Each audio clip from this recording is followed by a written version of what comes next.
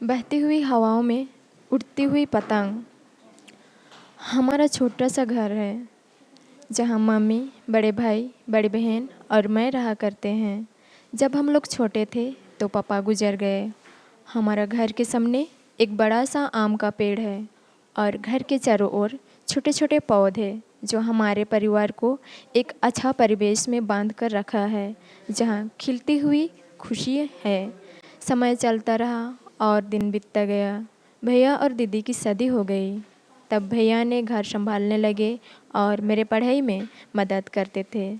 जब मैं पढ़ाई करने लगी थी तो एक सपना थी कि पढ़ाई करूं और अपने परिवार को एक बगीचे के फूल की तरह खुशी दे सकूं। हर रोज़ की तरह आज भी मम्मी, भैया और मैं एक साथ बगीचे में बैठे थे, लेकिन आज कुछ अलग था। सूरज ढल गया था और मेरे जीवन में भी एक नया मोड़ आई। जब मामी मेरी शादी की बात कहने लगे, देख बेटी, अब बहुत पढ़ाई कर ली, अच्छा होता है कि शादी कर लेती, इसलिए कि तुम्हारे लिए एक अच्छा रिश्ता आया है। शादी करेगी तो अच्छा होगा। ये बात सुनकर मैं टूट पड़ी, क्योंकि मेरी उम्र बहुत छोटी थी और एक सपना भी थी कि मैं कुछ करूं।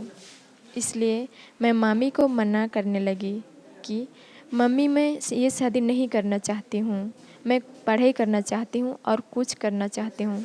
तब मामी ने मुझे डांटने लगे।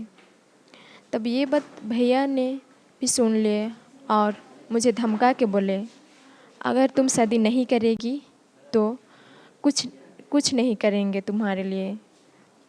ये बात सुन के मैं वहाँ से चली गई और रोई और सोचने लगी, अगर शादी करूँ तो मम्मी और भैया की खुशी होगी, पर मेरे सपने।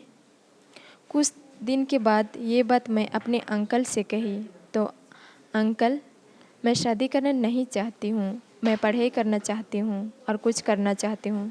तब अंकल ने कुछ देर के लिए चुप रह गए और बोले, ठीक है, तू पढ़ाई करेगी। अंकल का ये बात सुन के मुझे बहुत खुशी हुई।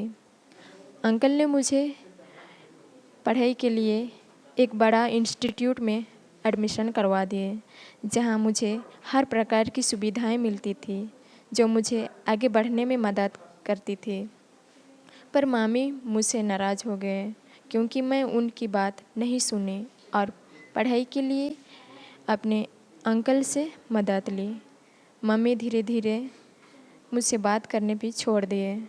ये बात जानकर मुझे बहुत दुख हुई, पर मैं अभी अपनी पढ़ाई को लेकर आगे बढ़ रही हूँ।